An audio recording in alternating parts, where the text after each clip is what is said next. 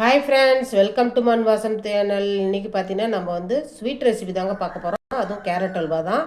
அது எப்படி நம்ம டக்குன்னு 10 நிமிஷத்தில் செஞ்சு முடிச்சிடலான்னு பார்க்கலாங்க.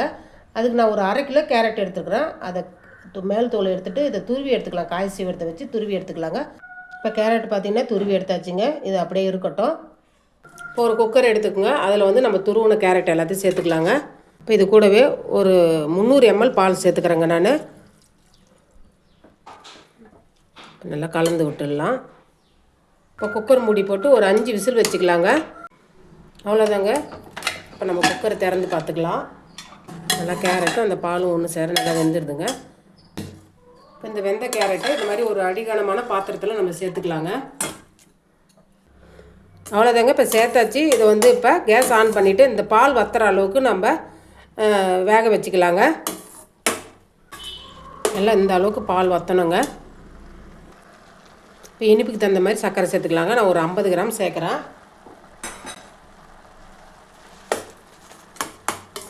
சர்க்கரை சேர்த்ததுக்கப்புறம் கொஞ்சம் நீர்த்த மாதிரி இருக்கும். அதுவும் நல்லா வேகட்டுங்க. சர்க்கரையும் இதில் வேகட்டும். உங்களுக்கு நல்லா ஸ்வீட் பிடிக்கும்னா நீங்கள் கூடுதலாக சர்க்கரை சேர்த்துக்கலாங்க. இது கூடவே ஒரு 20 கிராம் பால் பவுட்ரு சேர்த்துக்குங்க. அதையும் சேர்த்து நல்லா கலந்து விட்டுக்குங்க. அது கூடவே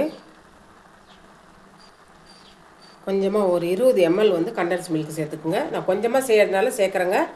நீங்கள் அதிகமாக சேர்த்திங்கன்னா கண்டென்ஸ் மில்க்கோடு கூட நீங்கள் சேர்த்துக்கலாம், சர்க்கரையை அவாய்ட் பண்ணிவிட்டு. இப்போ பால் பவுடர்லேயும் சர்க்கரை இருக்கும், கண்டென்ஸ் மில்க்லேயும் இருக்கும். அதனால் சர்க்கரை பார்த்து சேர்த்துக்குங்க. இது கூடவே ஒரு 4 ஏலக்காவை பொடி பண்ணி சேர்த்துக்கலாங்க. அது கூடவே நெய் கூட வறுத்து வச்சுருக்க முந்திரி பருப்பு சேர்த்துக்கலாம்.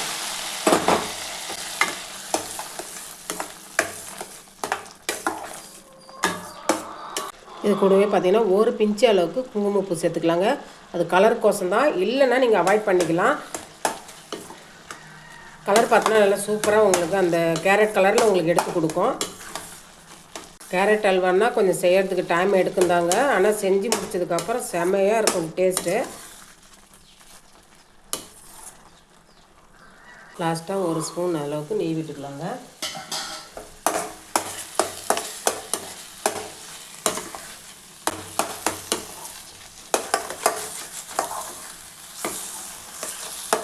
கொஞ்சம் வெள்ளரி விதை சேர்த்துக்கலாங்க. வெள்ளரி விதை இருந்தால் சேர்த்துக்குங்க, இல்லாத பட்சத்தில் அவாய்ட் பண்ணிக்கலாம் நீங்கள்.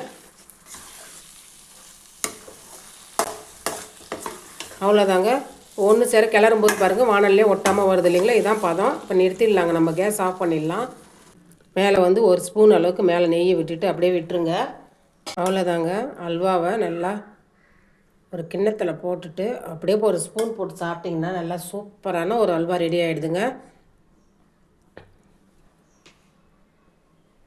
நல்லா சூப்பரான ஒரு சுவையோட கேரட் அல்வா ரெடி ஆகிடுதுங்க. இந்த ரெசிபி பிடிச்சிருந்ததுன்னா மண் வாசம் சேனலில் லைக் பண்ணுங்கள், ஷேர் பண்ணுங்கள், கமெண்ட் பண்ணுங்கள், சப்ஸ்கிரைப் பண்ணுங்கள். பக்கத்தில் இருக்க பெல் ஐக்கானே கிளிக் பண்ணுங்கள். தேங்க்யூ.